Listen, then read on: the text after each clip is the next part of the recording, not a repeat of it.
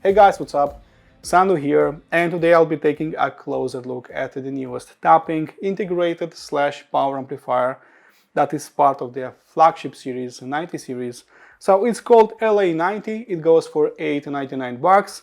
It works in class AB for the most part. You can use it as an integrated or power amplifier, and it's time to check it out.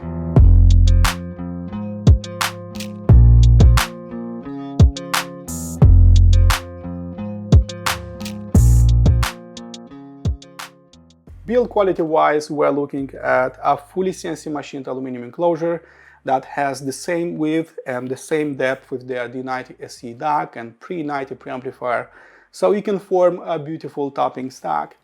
The amp itself has a super small footprint, it's smaller than my former amplifiers, and it's smaller to my current benchmark AHB2 power amplifier. Being so small and compact, you can easily integrate it into tiny hi-fi racks.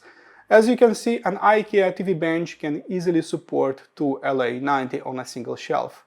All in all, it looks like a huge space saver, something that I cannot say about my former amplifiers. Moving on to controls, on its front plate there is a volume wheel in the middle in case you'll use it as an integrated amplifier, and a single on-off/analog input selector button.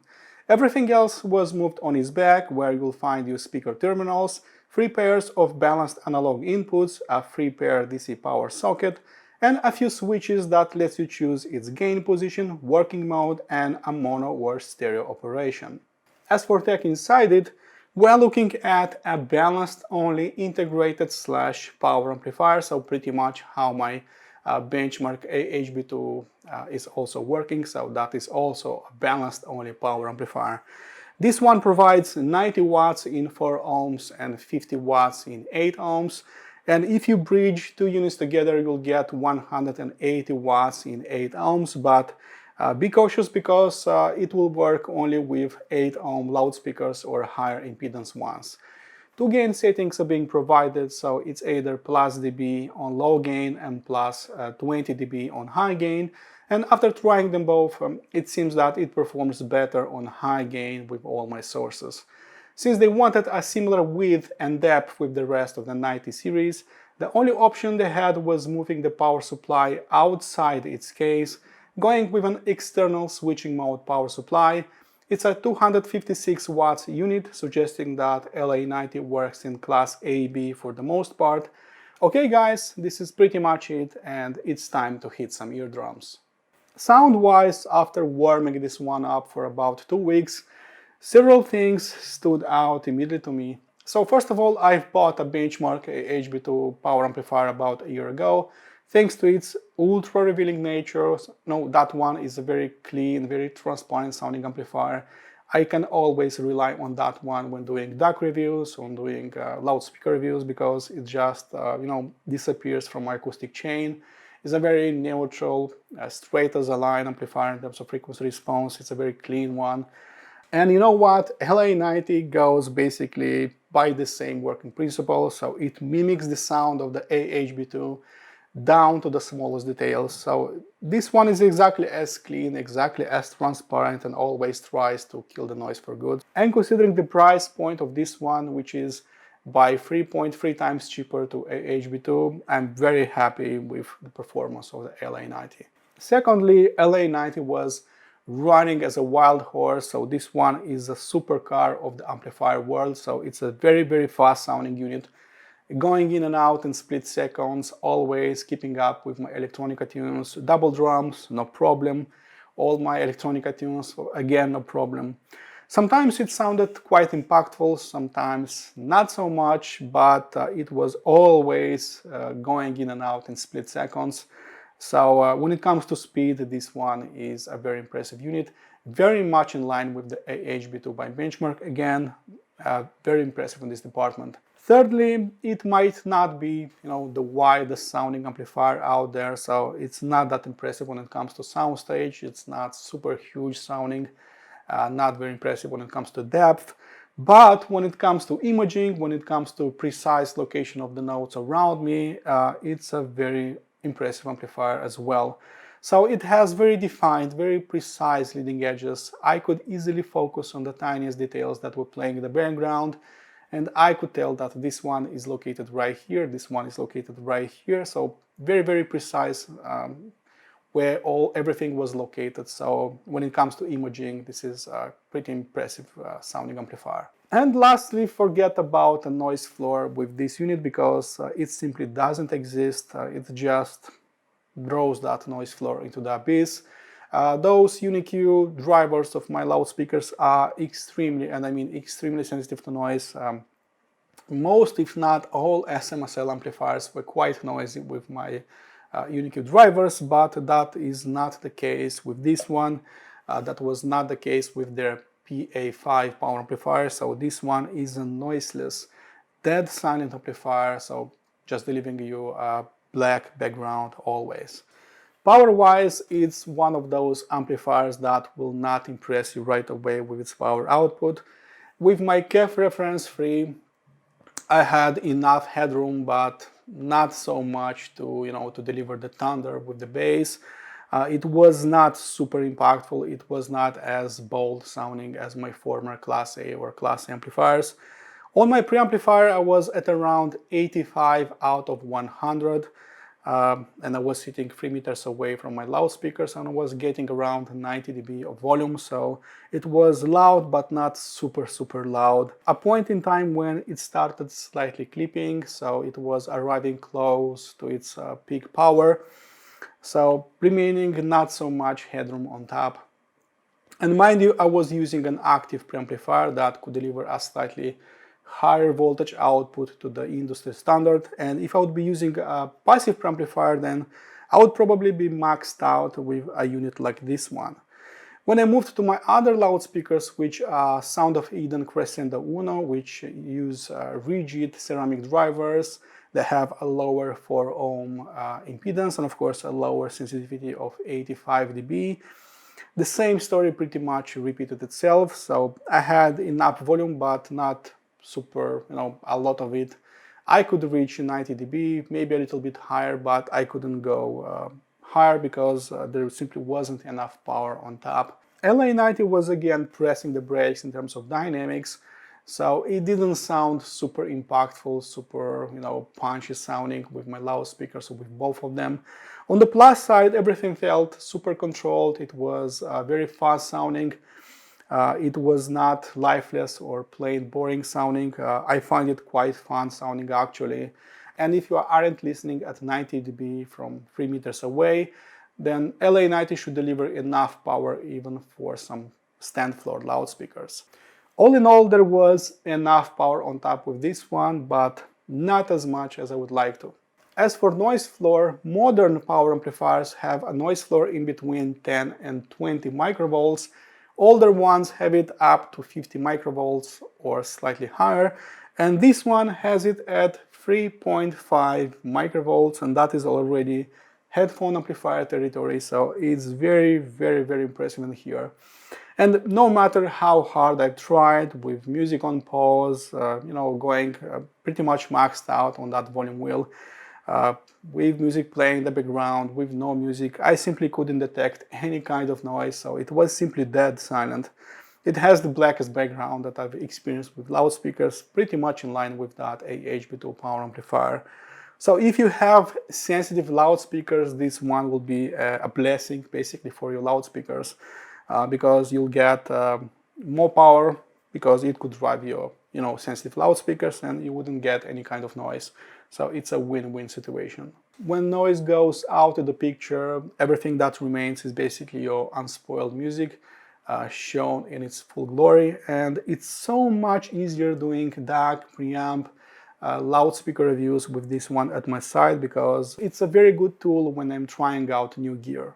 Moving on to transients, I have some good news to share with you and some not so great news. So first of all, on the merry side, as I was saying, this one is a very fast sounding amplifier. So it goes in and out in split seconds. It's a lightning quick sounding amplifier, so it can keep up with basically anything. Double drums, electronica, doesn't matter. It was amazingly fast sounding, and it was always controlling the drivers of my loudspeakers. And in this regard, it sounds pretty much like an AHB2 by benchmark. And its nimble approach to music reproduction worked as a cure to some of my older tunes as jazz tunes, because those felt a little fresher sounding, a little more interesting in a way. On the dark side, it will not deliver the thunder with my electronica tunes, so it was not that impactful, it was not delivering that low-end extension that I know my speakers are capable of. Even those smaller Sound of Eden, Crescendo Una were not that impressive, impactful, dynamic sounding to me. So this is one of those amplifiers that sounds very, very fast, but not that impactful. Maybe with two amplifiers, maybe with two of them, I'll be telling you a different story, but sadly I cannot get another loaner unit. I've got just a single unit. This is indeed the highest performing integrated / power amplifier that I've heard from China, but it didn't sound as impactful and as bold as my former Class A or Class AB amplifiers, as clearly LA90 wasn't up there with top tier amplifiers. I will surely nitpick about its limited power output and less than perfect bass extension, but when it comes to resolution, cleanness, transparency, then LA90 is basically up there with some of the nicest amplifiers that I tried up to this point.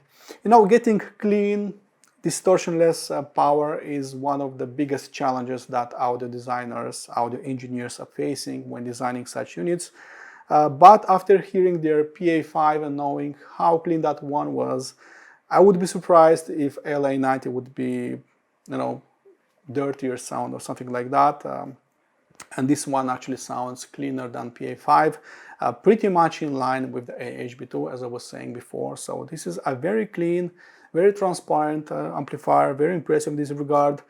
When music starts playing, it sounds as if it's not there in your acoustic chain, so you are just basically listening to your source, you are listening to your loudspeakers, you are listening to your music and not to this one, so that was quite obvious. This one actually reminds me a lot about the sound of their A90 NFCA headphone amplifier. It sounds very similar to the benchmark HPA4 preamplifier, to the AHB2 power amplifier, so it's basically not there when music starts playing. It doesn't have a sound signature. It just makes a sidestep and leaves your music flowing directly into your ears. So it's not intervening, it's not coloring your music in any way, it just leaves it untouched. Moving on to soundstage, depth, and imaging, I have again some good news and less positive news. So first of all, it will not thicken the air, it will not add layers and sublayers of sounds. So this is not a massive sounding amplifier. It will not artificially boost the soundstage size like hybrid or all tube amplifiers are sounding. This is not a massive sounding unit like Class A amplifiers, so this is not a holographic sounding unit on all axes. It didn't sound so big as my former Class AB amplifiers. On the plus side, it will outperform all my former entry-level to mid-level Class D amplifiers like those from SMSL, so it's slightly bigger sounding than those. Long story short, it's not one of those amplifiers that will add a lot of air in your room. It will not thicken air. It will not fill your entire room with music. But on the plus side, it images like crazy, so it was so easy focusing on anything that was playing on the foreground, on the background. The leading edges were very defined, the contour of the notes were very clean, so it's very good in this department. I would probably get some better results with two units, because with more power you are getting a bigger soundstage and a nicer transient response, but sadly I cannot loan another unit, so it is how it is. Moving on to frequency response, while we are dealing with a fast, precise and very tight sounding bass, it was not going subterranean levels, so it was barely scratching those lowest octaves. So it was not delivering the heft and the energy that I wanted from my loudspeakers. It was not reaching, 25 Hz, as otherwise it has everything to impress an audiophile with its clean, defined and fast sounding bass. When Cactus by Pixies started playing, I didn't feel that dopamine rush that I'm usually getting with my loudspeakers when drums start playing, so Those were clean, defined, very speedy sounding, but I was getting a lightweight bass performance in a way. Midrange was certainly more interesting sounding to me because even that benchmark HB2 was a little drier, a little thinner sounding in the midrange, which came as a small surprise to me. So midrange was both technical but also quite natural, quite refined sounding in here. It has a little bit of smoothness, it has a little bit of that organic matter, more so than those entry-level to mid-level Class D amplifiers of SMSL like AO200, like DA9, like SA400. So it definitely has some refinement in the mid-range, some effortlessness. So it offers a really nice mid-range performance in my opinion. Treble was always clean, defined, extended, but it was never bothering, teeth clenching or bright sounding in here, so it's not adding some treble energy in this department, so it should pair nicely with the D70S DAC, D90 MQA, D90 SE without altering their character in any way. While sharp and defined with tracks filled with tambourines, with bells, with snare drum hits, with double drums, it was never edgy or sibilant sounding to me. Overall, it has an almost perfect frequency response, being extended in the top octave and less so in the sub-bass, dragged down by a less than perfect sub-bass definition. Some people called the LA90 as the benchmark HB2 killer over some forums, so it was mandatory comparing both units in an objective way after volume matching both units. For that, please check out my written review that I put below. It's on chapter 8 and it's one click away. Several red flags arose when I started unboxing this one. For example, I still dislike its external switching mode power supply. It's quite big, it's massive, it's heavy, and good luck hiding it behind your rack or maybe behind your cables. That will be quite a challenge. Secondly, its dual mono functionality is limited only to 8 ohm loudspeakers, so forget about 4 ohm loudspeakers. And mind you, several 8 ohm loudspeakers will lower their impedance to around 3 or 2 ohms, like mine under load, so you're basically limiting that dual mono functionality of the LA90 to just a handful of passive loudspeakers. If my concerns aren't so important to you, then you are looking at one of the cleanest, transparent and noiseless sounding amplifier that I tried at my place, and for all of the reasons combined, I believe that it deserves my silver award. Okay guys, a much longer in-depth review can be found below, please check that out. And as usual, listen to more tunes, be positive, and I'll see you soon. Cheers!